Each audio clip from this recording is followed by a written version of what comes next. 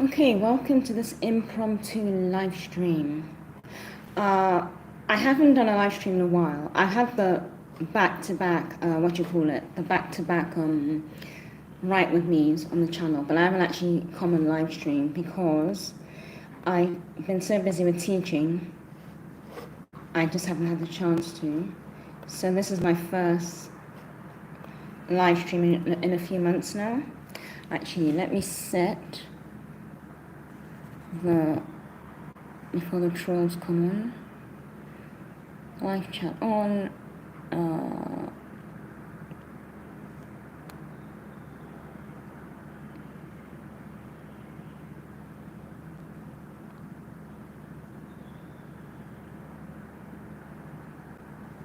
Okay, so I've set subscribers to participants to people who have been on the channel for 5 minutes.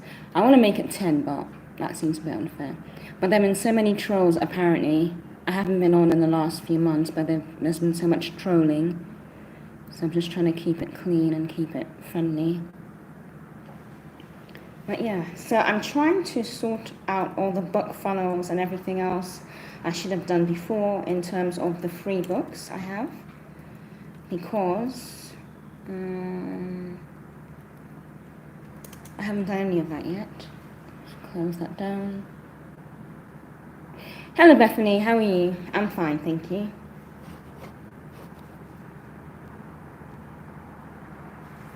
Okay, book funnel. So I'm trying to make the freebie available again because I know it's on my book funnel, but I just need to actually activate it.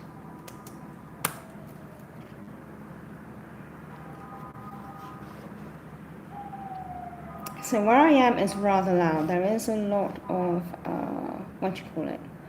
There is a lot of traffic noise from the outside because I'm right by the window as well, which doesn't help.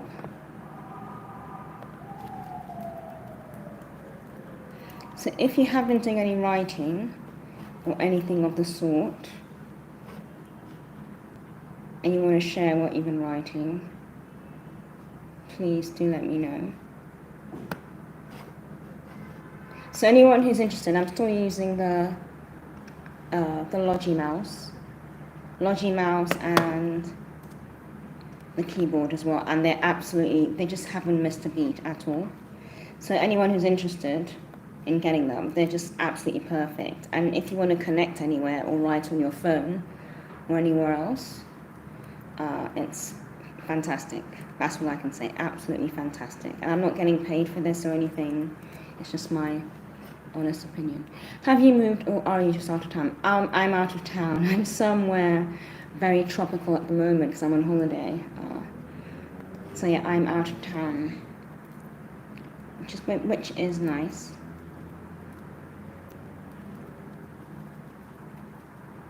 I'm trying to figure out.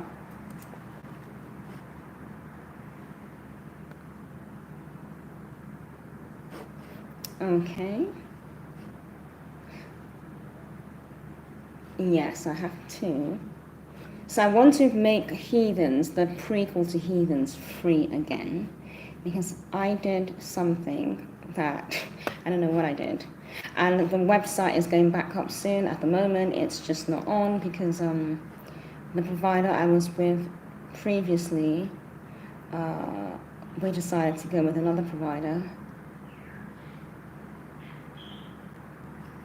Okay. So,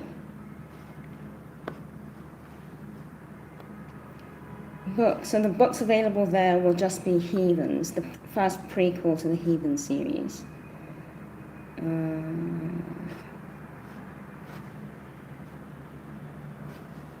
Okay. Fantastic.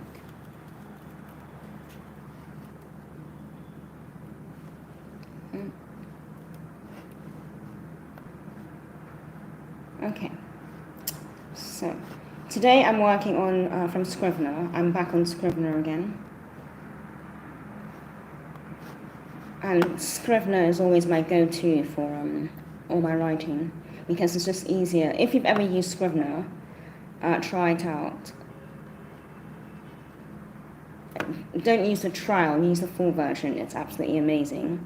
And if you're a writer or you write a lot and you have a lot of work, I would always suggest Scrivener. Scrivener is so good for that sort of thing.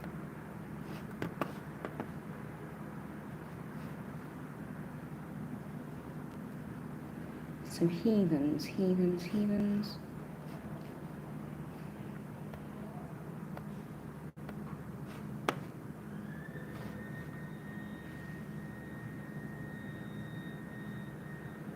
Hobby and I have been packing away. He's almost finished with his first or second draft, and I'm still on my first draft of my Enemies to Lovers fantasy.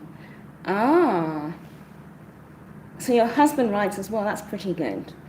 So you have all the support in the world. So do you know what your husband, like what his genre is or what it's about roughly? Hello, London boy. Do you know what the genre is? I don't think men tend to write much, enemies to lovers fantasy, so it'll be interesting to know what he's actually. They tend to like, they tend to like thrillers. Can we have it back on? They tend to like thrillers, and they tend to like, what do you call it? Like very gory, dark stuff as well. Urban fantasy. Okay, cool. Okay, that's fine. I can see everything anyway. Thank you. Right. So, I'm still working on Heathens. I haven't finished that yet. I'm still working on it.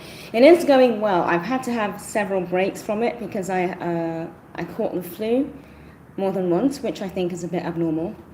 And so it's just delayed everything substantially, which my editor wasn't pleased about.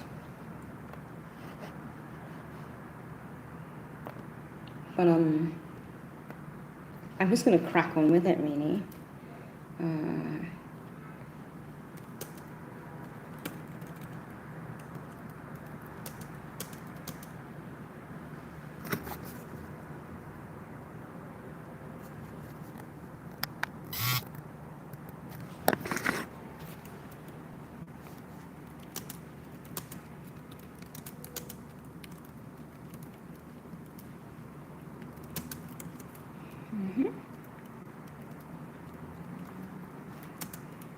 So I'm not writing with a pen or paper because I didn't actually remember I remembered to bring writing tools, but in terms of writing inks and all of that, I didn't. I'm a bit nervous about packing writing ink in my luggage because I think that could go horribly wrong, and it's black writing ink, so I just got very nervous about that, so I didn't pack it, but I will do next time.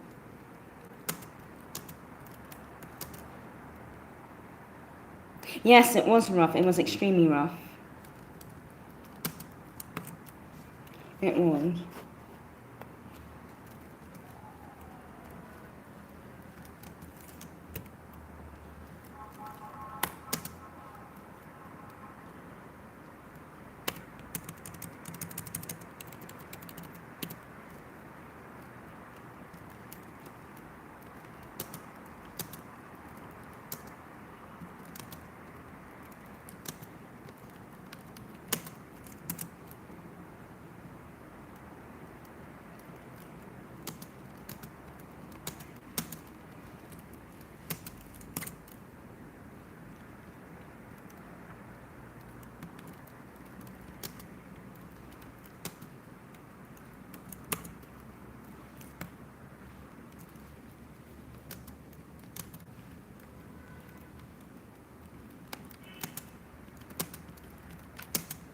This keyboard is just excellent. It's so good. So, I've always been very fussy about the keyboards I use, but this is just amazing.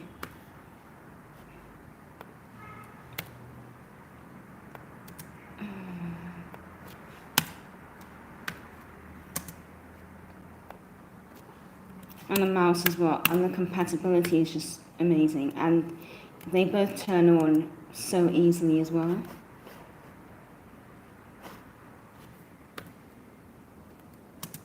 I've now had it over a year, the keyboard, and it's...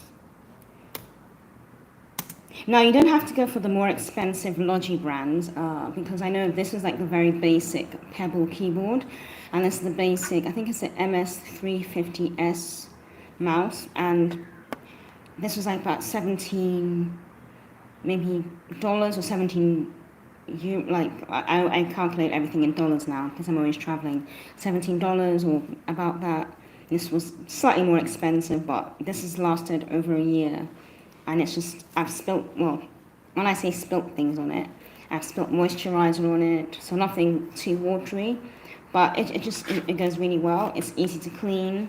I've been using the same battery as well.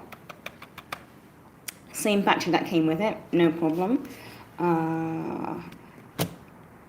And this as well, I'm using the battery it came with, no problem. And this can connect. I know I sound like a salesperson, but it can connect to 3 different, I don't know if you can see, it can connect to 3 different,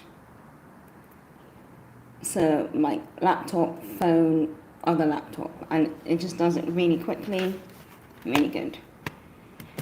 And sometimes I fall asleep, I leave everything on, and the batteries just keep going, so it doesn't actually take too much battery as well. Okay.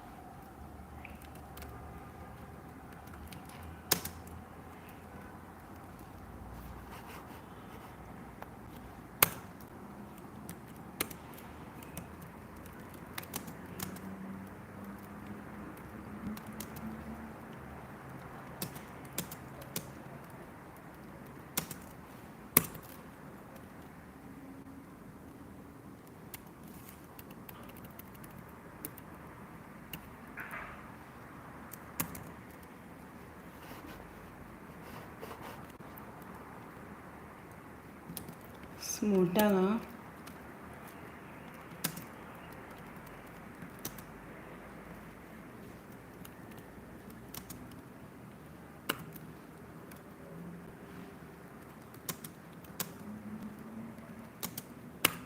I also, I still need to transcribe.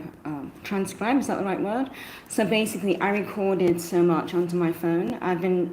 In the last few months, I've recorded quite a lot of audio onto my phone, and I have to somehow get it all onto my laptop. And that's going to be a huge feat because I've got about 6 hours of recordings. So that's going to be very, very, very challenging, I think.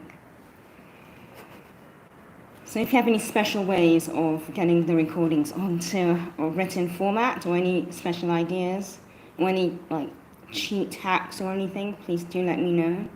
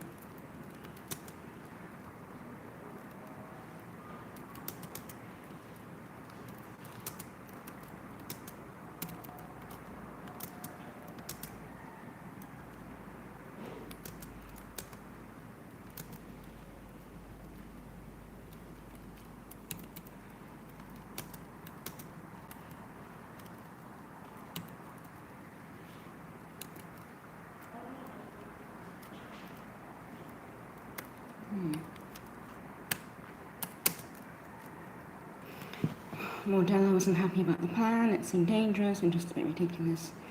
They could never cheat the Solari Mori that way. They were a dangerous force and had to be treated as such. So I'm going to change their name.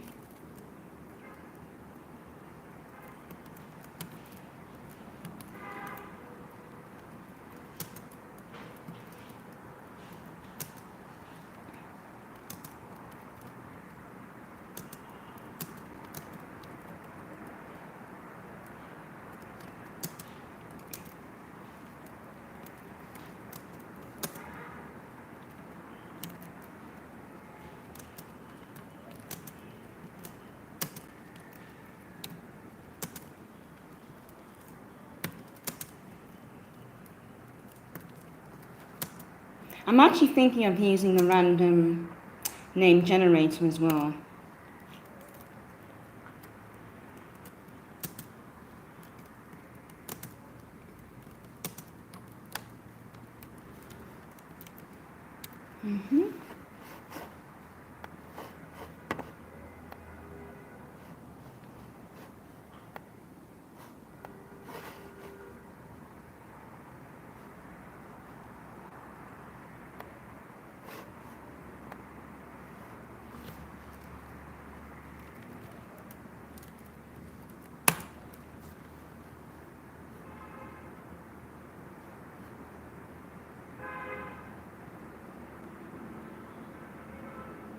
So I was going to play some music, but copyright. And my music is not on this channel. It's not on this. Yeah. There are lots of copyright crackdowns at the moment, and I just don't want to make any mistakes.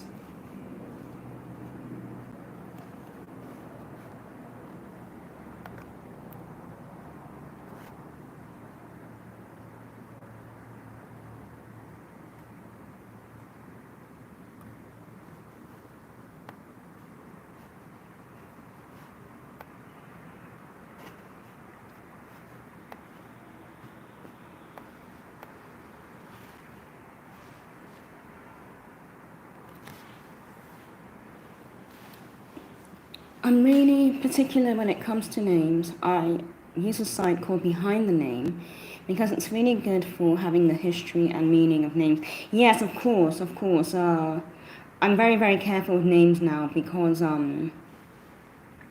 especially different names from different cultures mean different things. I've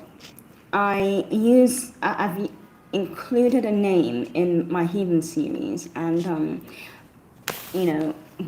although I'm writing a fantasy about witches and warlocks, I am aware that the name might offend certain people who are fairly what's the word, who are fairly suspicious of anything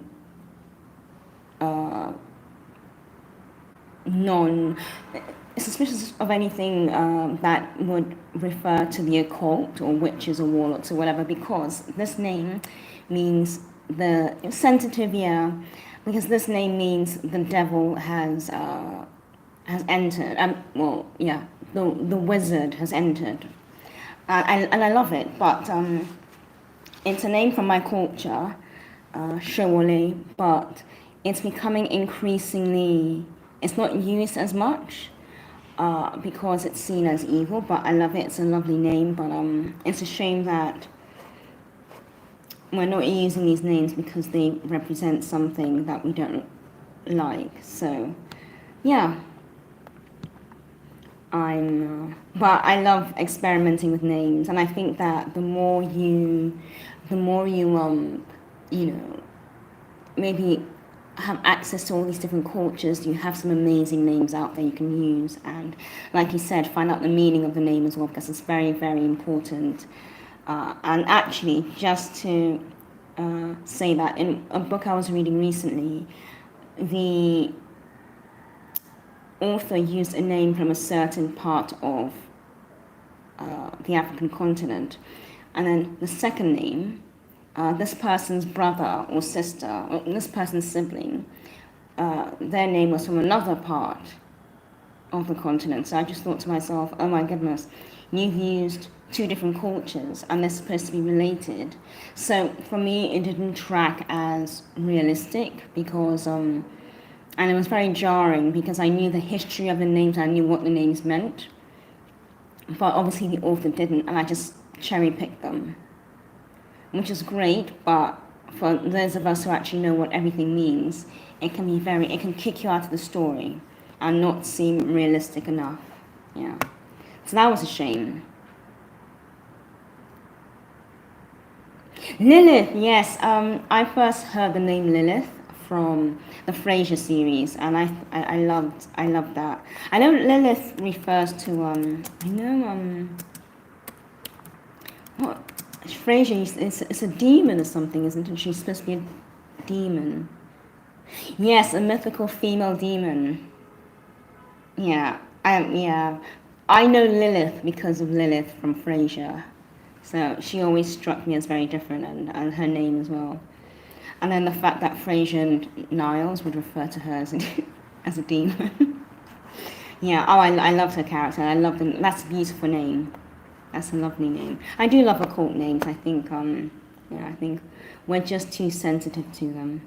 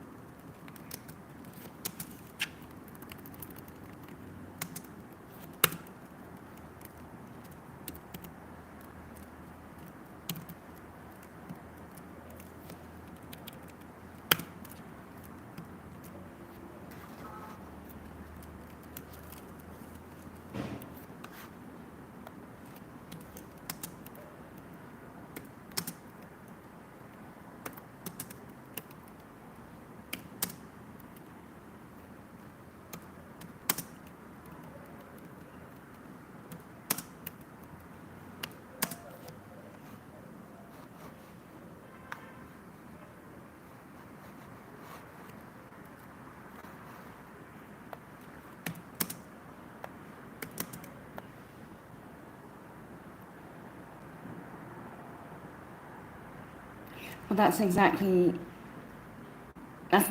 example you were talking about, the guy that named 2 characters after 2 countries in Africa, is exactly why I'm picky with names.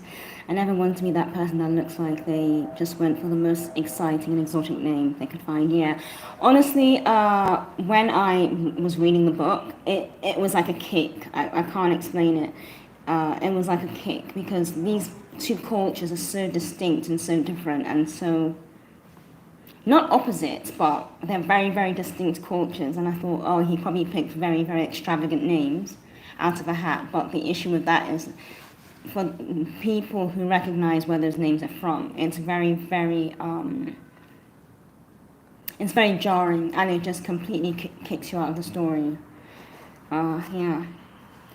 But I completely agree. That's why even when I use Christian names, I just tend to go for very simple names, or even better, I just go for names, just like names of days of the week, or just very simple names that I know don't actually exist, or else, And also, one issue I did have with my first series, The Dwellers Beneath the Arches, was, I don't know how this happened, I made up a name in my head, but the name actually existed. Hello, budding. So I made up a name in my head, and the name actually existed. But the character in my series was actually a bad person. It was an antagonist, and he was starting fires. And even though I made up this name in my head, this person actually existed and was actually a somewhat famous public figure. And do you know how I knew he was famous? Because my editor at the time, recognized his name immediately. And she goes, oh, so you've put this guy in the book? I said, no, I don't know who you're talking about. She was like, well, that's his name. So you have to be very careful because potentially there could be lawsuits involved. So since then I'm so careful with making up names as well. And I'll give you, I'm very, very careful, especially in fantasy. I'm working on my sci-fi short story. Oh, that sounds amazing. No, it doesn't. It doesn't take much time to look up things nowadays, but I don't know how I ended up, because I thought I was being very clever with this name. It was a very simple name, but, with a bit of an edge to it. And then my editor goes, oh, yeah, this person actually exists. And I was like, what? Because, I'm aware of the problems with lawsuits, and I was just so shocked. And she was like, yeah, he does exist. And that was shocking to me. So I'm very careful with names now, particularly when I'm putting names together. And also in my books, I'm very, very careful not to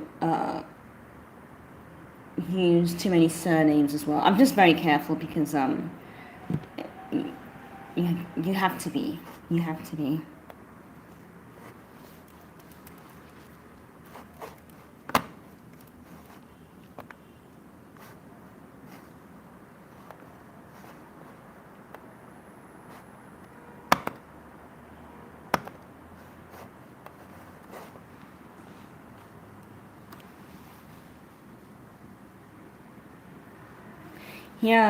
No, like he should have really looked it up, but I don't think. I think he was just going for the most exciting names that he could think of without much research, and it's kind of like if I want to write a story and I want to use names from Macedonia or names from I don't know Japan, you really have to look into it and make sure that what you're presenting to the world is accurate as well, because people are very, very protective of their individual cultures, which they should be.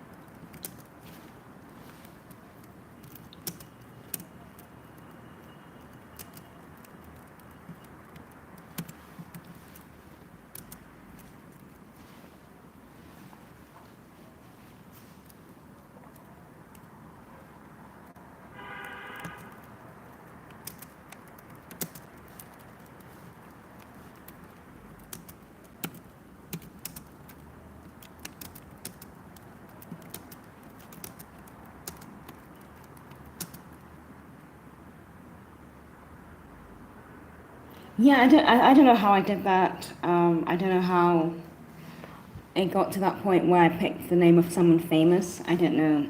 I just don't know.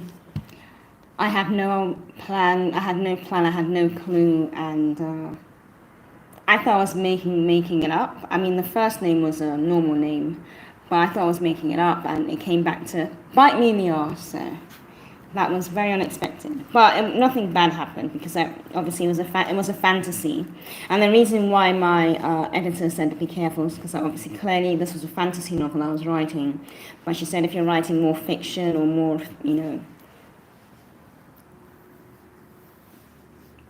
more non-fiction, you have to be very careful with names. And so.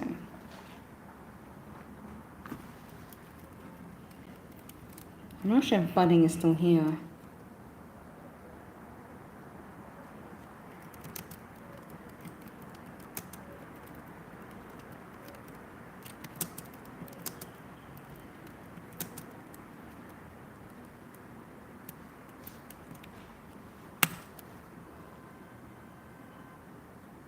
Secret.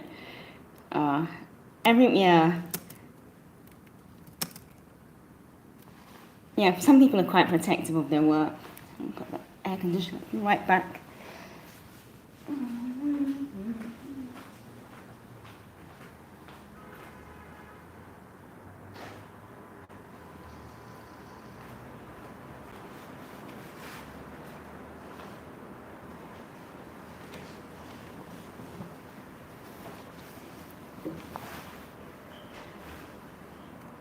Yeah, some people feel like if they reveal what they're writing about, it's either bad luck or they're letting all their secrets be known.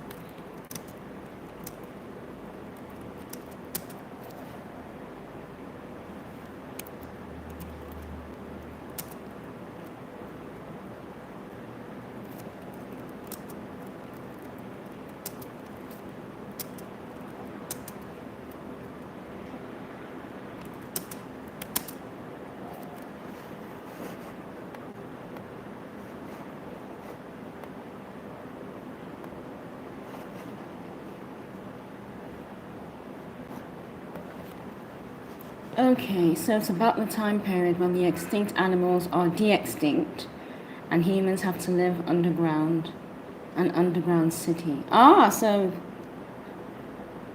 I would not, I don't think I would want to live with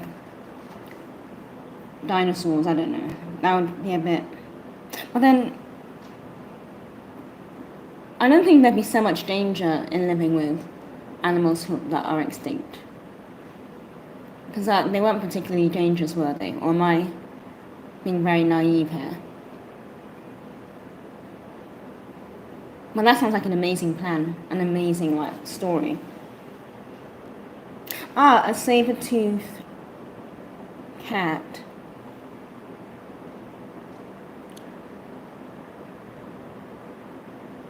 And they were free roaming. Yeah, that wouldn't be good for humanity.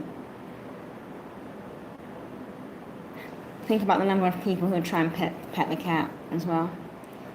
That would not go down too well.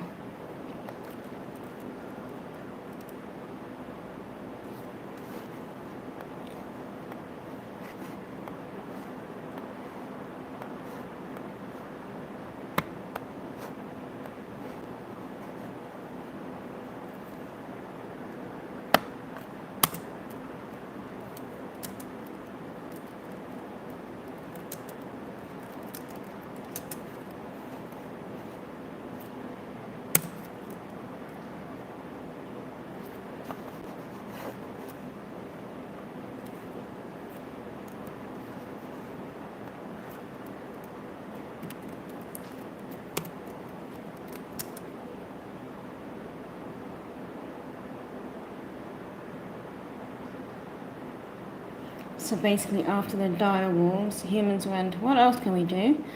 And it drove us underground. I think there are people trying to rescue all sorts of animals and trying to bring them back, which I think is fair because they were here first and whatever you believe in. But I think the larger animals with claws and sharp teeth would not do so well with humans. Because you'd have people trying to rescue them, people trying to pet them. And people saying, oh, they don't look dangerous.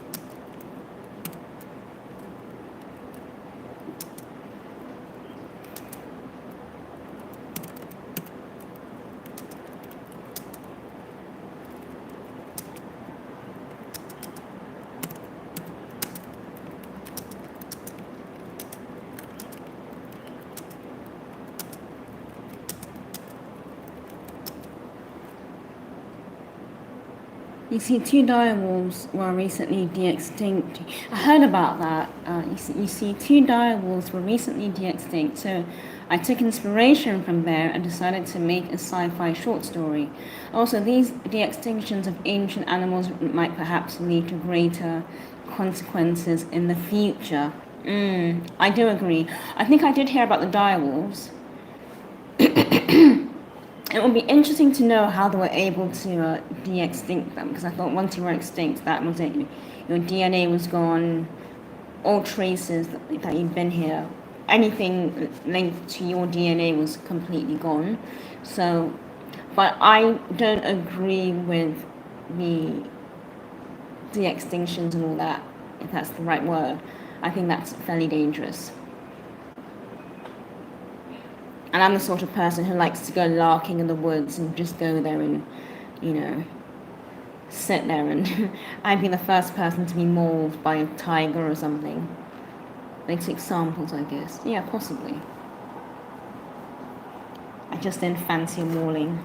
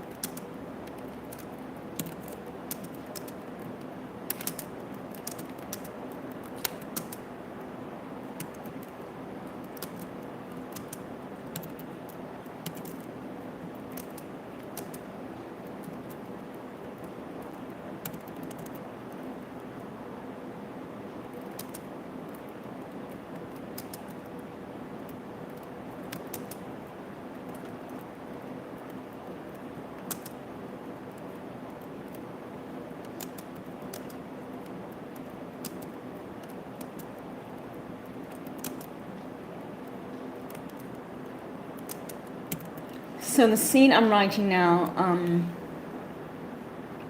a witch is being visited by an old friend, and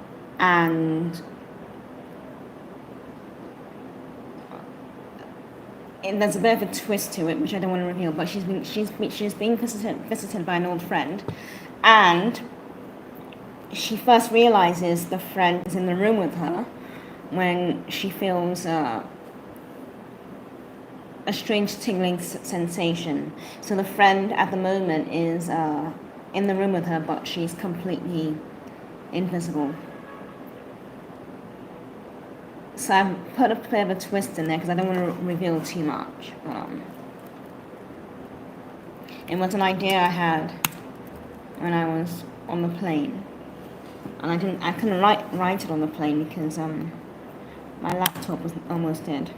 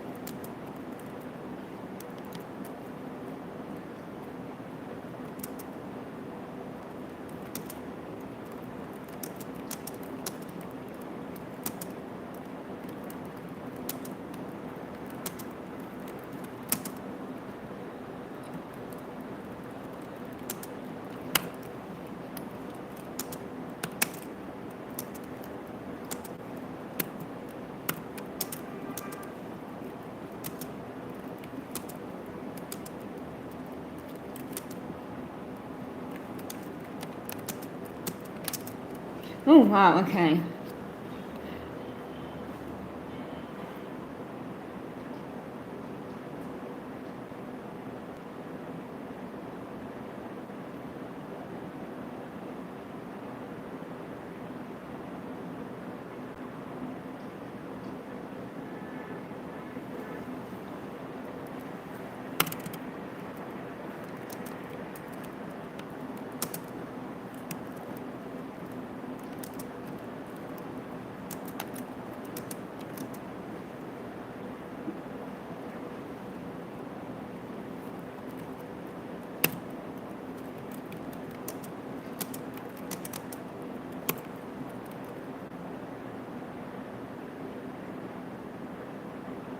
Ooh, so I hit 589 words. I expected more. We always expect more, don't worry. Well, mind if you share your word count? Oh, my word count at the moment is... It's going to be something not great. That's fine.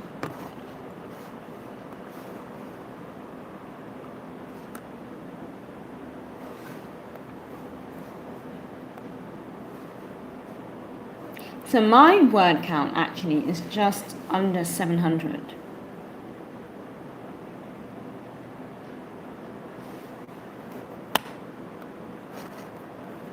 So I wouldn't worry too much about the word count. I would worry more about the quality of what you've written, the quality of the work, and if you're happy with what you've written. Because I know people who can do 10,000 words in a day, and it's all gibberish. Yeah. Oh wow, you've done 2,350 words today so far. That's amazing. But I would worry less about the word count and more about the quality of the writing.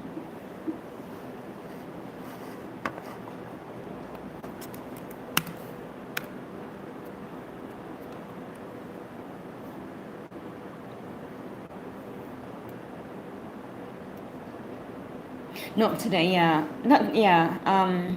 Some people, like, I've done 2,000 words in a day, but they've been, it takes longer because I think people underestimate how long it takes to actually write it down, get the words out, get, your story down as you're thinking, typing, writing. So I wouldn't worry too much about the word count. I always say, don't worry about the word count, worry about the quality of what you've written down. Because you can have 5,000 words that are just gibberish. And I don't know if you've ever had that incident where you're a bit maybe intoxicated or you're very tired and you try to do the work and you try to write and it just comes up as absolute rubbish. You can't read any of what you've written.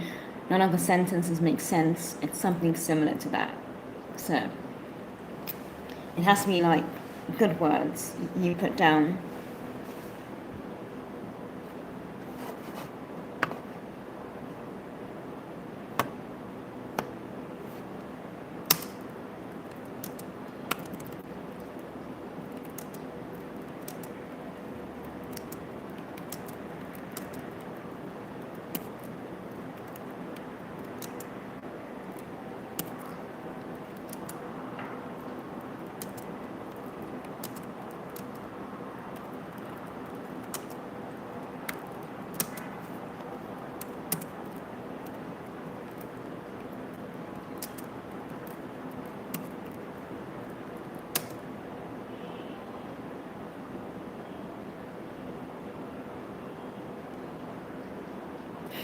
That's what I came back to. That's what I come back to after I force myself to write half asleep. Yeah, I always write when I'm in a good, calm state of mind, or else it just ends up being absolute rubbish across the page.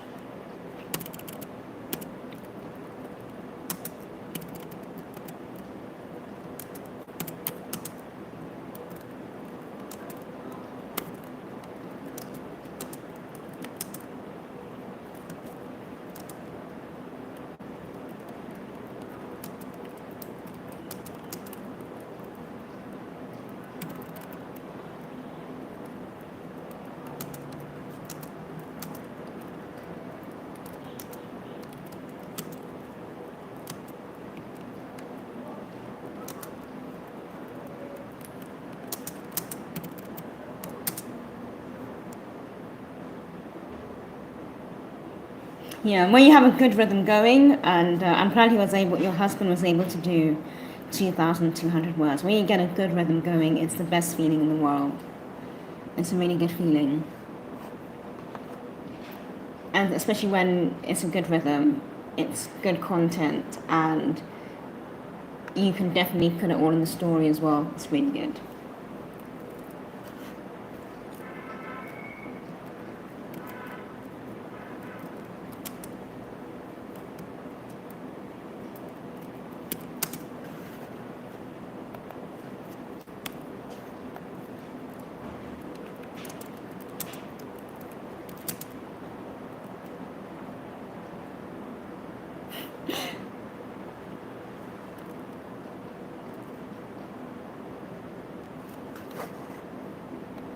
I count 200 days, 50-word days, as successful as 5,000-word days.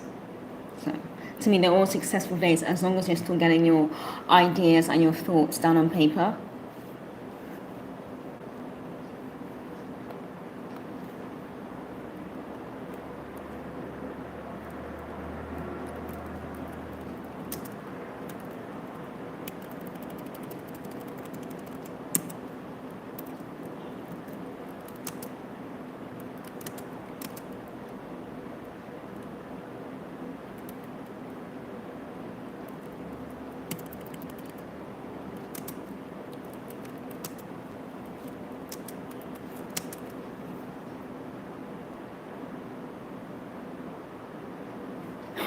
My group members are so lazy, they couldn't even hit 10,000 words for the novel we planned the last month. Yeah, but this is why I say that people think writing is easy. It's actually harder than it looks, because you actually have to commit yourself to like sitting down and writing. And even if you walk around and you record everything, you eventually have to sit down and you have to write. You have to type it out. You have to gather your thoughts, organize your thoughts. You have to, get the punctuation. Have you got the right words in place? The names, and you have to look at the sequence. Does everything make sense? Was your character wearing a black robe 2 pages ago, and now they're in a brown robe? It's those little details are very important. So you have to cover most of that when you're writing as well, because you just can't write. You actually have to look at the entire story from beginning to end and see if it makes sense. That's why it's really difficult. That's why it's so hard. So a lot of people say they want to do a certain number of words, but they can't complete it because you actually have to spend time doing it, which is the difficult bit.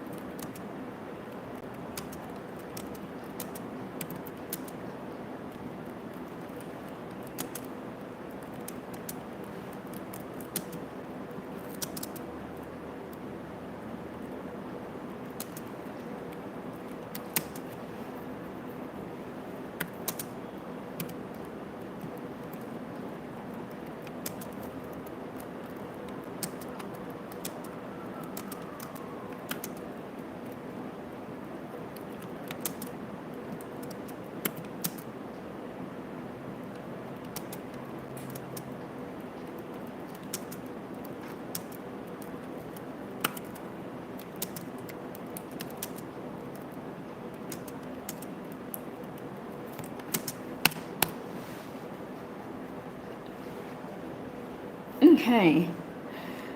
I'm gonna go and have some breakfast now. I will be back on a live stream tomorrow morning my time. I'll try and make it earlier tomorrow. I'm just really hungry now, and I think I've just got all these ideas down, so I feel really good about them. But I do need a break because I've been staring at my screen and I'm really hungry as well. So I hope you've gotten some good words down and you've managed to, be as inspired as possible under the current circumstances. Thank you, Budding. And yeah, just keep writing and I will hopefully see you tomorrow. Okay, bye Bethany, bye Budding.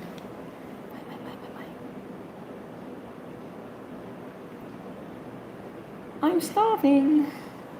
I'm so hungry.